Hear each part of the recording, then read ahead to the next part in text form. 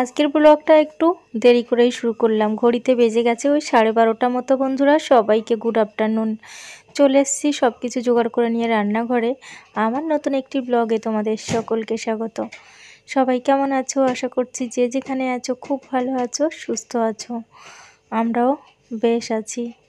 বসিয়ে দিয়েছি আলু ভাজা। তো কালকেও আলু ভাজা করেছিলাম, খেতে বেশ ভালো হয়েছিল। আর আজকেও ভাবলাম একটু আলু ভেজে নিই। আলু ভাজা দিয়ে ভাত খেতে তো ভালোই লাগে আর কি। একটা ভাজা পোড়া থাকলে প্রত্যেক দিন ভালোই হয় আর কি। আর এত মশা তোমাদের কি বলবো, আমাদের এই রান্নাঘরটাতেই একটু বেশি মশা। কারণ এই পাশটাতে পাতকুয়া আছে, ড্রেন আছে, গাছপালা আছে এপাশে আবার। তো মশার বেশিও আর কি এদিকে। আজকে যেন একটু বেশি বসেছে, আর পিঠে বেশি বসছে আর কি। তো এদিকে ভেবেছিলাম কালকে তো সোয়াবিন রান্না করেছিলাম, আলু ভাজা, আজকেও সেই একই রান্না বান্না হবে, সোয়াবিন আর আলু ভাজা। তো আজকে একটু সোয়াবিনটা পাতলা করে রান্না করব ভাবছি, হালকা পাতলা, মানে বাটা মশলা ছাড়া আর কি। তারপরে ভাবলাম না, ছেলে বলছিল মা ডাল রান্না করো, তো ওই জন্য ভাবলাম আবার এই যে মুসুরির ডাল ধুয়ে নিয়েছি। তো আজকে আমি সোয়াবিন দিয়ে আর মুসুর ডাল দিয়ে একটা নতুন পদ রান্না করব, যেটা আমি এর আগেও করেছি, তবে অনেক দিন করা হয়নি, বেশ অনেক আগে আর কি। খেতে কিন্তু বেশ ভালো হয়। আর রাতে যেহেতু আমাদের রুটি হবে, আমি যদি ডাল রান্না করি আর আলু ভাজা করি, তাহলে কিন্তু রাতে রুটির সঙ্গে চলবে না সেইভাবে। আলু ভাজা চলে, কিন্তু আলু তো দুজনে মিলে দুপুরে খাবো, আবার রাতে তিনজন আর হবে না, অতটাও আলু ভাজা মানে ভাজা যাবে না আর কি। কতটা আলু ভাজা যাবে বলো? ওই জন্য ভাবলাম যে আমি এমন একটা পদ রান্না করি যেটা আমাদের দুপুরেও হবে, আমরা দুপুরে দুজনা খাই, আর রাতে তিনজনা আর কি, মানে বাবানের বাবা রুটির সাথে খায়। তো ওই জন্যই এমন একটা পদ রান্না করি যেটা রাতের সঙ্গেও হবে আর কি। তো ওই জন্যই আমি মুসুর ডাল দিয়ে সোয়াবিন দিয়ে একটা নতুন পদ রান্না করব বন্ধুরা। ওটা খেতে কিন্তু বেশ ভালো হয়। আর তার জন্য আমি পেঁয়াজ কুচিয়ে নিচ্ছি, এই যে আছে লঙ্কা। তো বাবানের শরীরটা তো ভালো না, সর্দি কাশিতে ধরেছে। লঙ্কা চিরতে গিয়ে ভাবলাম আর লঙ্কা চেরা যাবে না, কারণ বাবা ছেলে দুজনেই ঝাল কম খায়, আর আমি আবার ঝাল ছাড়া খেতে পারি না। তো যাই হোক, আজকে গোটা গোটা লঙ্কা দিয়ে রান্না করব, আমি পাতে মুলে নিয়ে খাবো আর কি। নাহলে ছেলেও খেতে পারবে না, যেহেতু সর্দিটা করেছে। সর্দি করলে বাচ্চাদের কিন্তু ঝালটা একটু বেশি লাগে আর কি। তো ওই জন্য গোটা লঙ্কা দিয়ে রান্না হবে। আলু ভাজতে ভাজতে পেঁয়াজটা কুচিয়ে নিয়েছি, মসুর ডালটাও জলে ভিজিয়ে রেখেছি, আলুটা কেটেছিলাম, ওটা ফ্রিজে ঢুকিয়ে দেবো। সোয়াবিনটাকে এই যে লাল লাল করে ভেজে নিচ্ছি, ভেজে তুলে রাখবো আর কি। তারপরে ডালটা বসিয়ে দেবো, সোয়াবিনটা পরে দেবো। কড়াইতে অল্প করে তেল দিয়ে পেঁয়াজ কুচি আর লঙ্কা দিয়ে দিয়েছি 3টে, দিয়ে ভালো করে নেড়ে চেড়ে আর কি একটু ভাজা ভাজা হলে জল দিয়ে দেবো।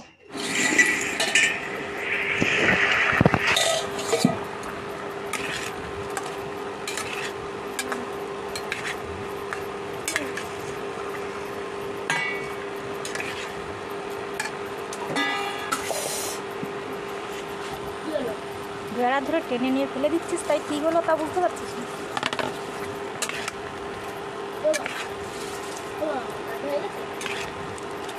না?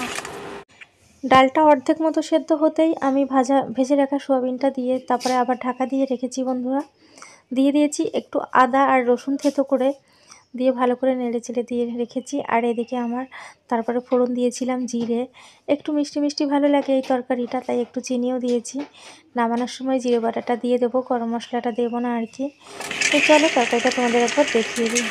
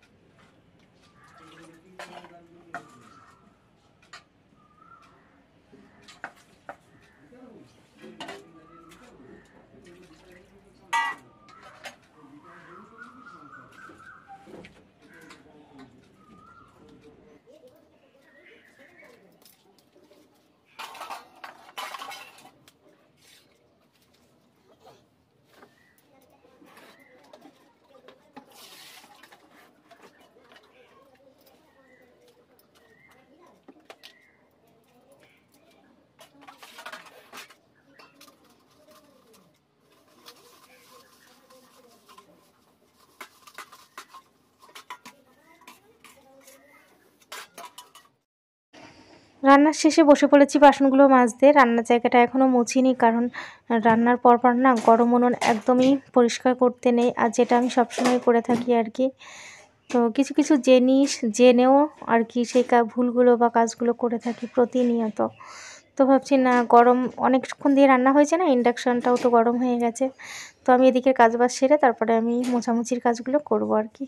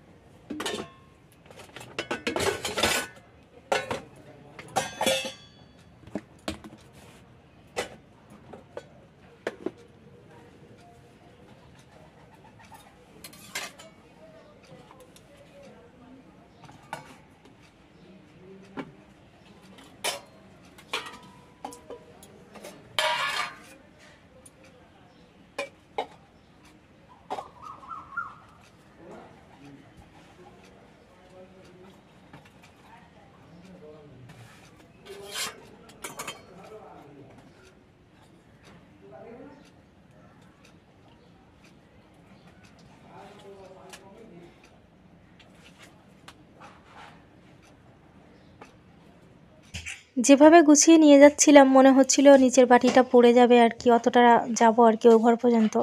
তাই আবার ওটাকে ঠিক করে নিলাম, যাতে আমি ভালোভাবে সমস্ত জিনিস ঠিক মতন জায়গা মতো নিয়ে যেতে পারি। তো রান্নাবান্নাগুলো ও ঘরে রেখে চলে এসেছি বন্ধুরা। আর এ ঘরে এখনও বাকি আছে রান্নার জায়গাটা মোছা, তারপরে রান্নাঘরটা একটু ঝাড় দেওয়া আর কি। আর বন্ধুরা, আজকের ব্লগটা তোমাদের কেমন লেগেছে ছোট্ট একটা কমেন্টে জানাবে। ভালো লাগলে অবশ্যই একটা লাইক করো। আমার চ্যানেলে নতুন হয়ে থাকলে চ্যানেলটাকে সাবস্ক্রাইব করে আমার পাশে থেকো। কি বলো তো বন্ধুরা, আমাদের মতো মিডিল ক্লাস লাইফে না কোনো কন্টেন্ট থাকে না। তো প্রত্যেক দিন কী কন্টেন্ট দেবো বলো, আমাদের জীবনে কন্টেন্টের বড় অভাব। তাই প্রতিদিন বাসন মাজা, রান্না করা, ঘর গোছানো, ঘর পরিষ্কার করা, এসব ছাড়া আমাদের জীবনে আর কোনো কন্টেন্ট নেই। তাই এগুলোই আমি তোমাদের সাথে শেয়ার করি। আর প্রতিদিন একই ভিডিও দেখতে দেখতে তোমরাও বোর হও আমি জানি। তাই আজকে আমি শুধু রান্না বান্না আর কি রান্নাঘরের কাজকর্মগুলোই শেয়ার করছি, বাদবাকি তেমন কিছু আজকে আর শেয়ার করব না। তো কি রান্না বান্না করলাম, রান্নাঘরে কতটুকু কী কাজ, এতটুকুই আর কি আজকে শেয়ার করছি। কথা বলতে বলতে রান্নার জায়গাটা মোছা হয়ে গেল, এখন আমি ঘরটা ঝাড় দিয়ে দেবো।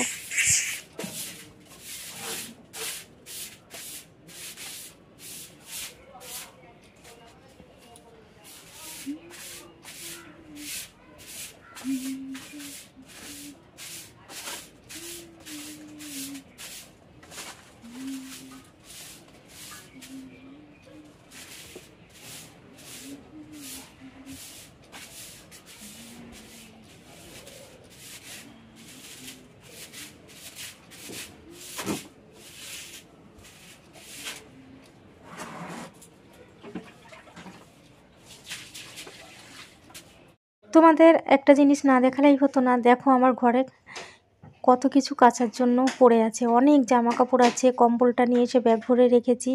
এগুলো অবশ্য আমি হাতে কাচতে পারবো না, ওয়াশিং মেশিনে কাচতে হবে। ঘড়িতে বেজে গেছে 2:30, কারণ আজকে অনেকটা দেরি হয়ে গেছে। তার কারণ হচ্ছে আমি ছেলেকে নিয়ে গেছিলাম ডাক্তারের কাছে। ছেলের তো শরীরটা ভালো না, ওষুধ কিনে খাওয়াচ্ছিলাম। তারপরে ভাবলাম না, একবার ডাক্তারবাবুকে দেখিয়ে নিয়ে আসি, কমছে না যখন। আর এদিকে মিনিকে আমি যতই ঘর থেকে তাড়াতে চাইছি, মানে আমি চাইছি ও ঘরে না ঢুকুক, বাইরে খেতে দিই, ও ততই দেখো আমি যতক্ষণ থাকছি না ততক্ষণ এসে আমার ঘরে শুয়ে থাকে। ওই দেখো অবস্থা।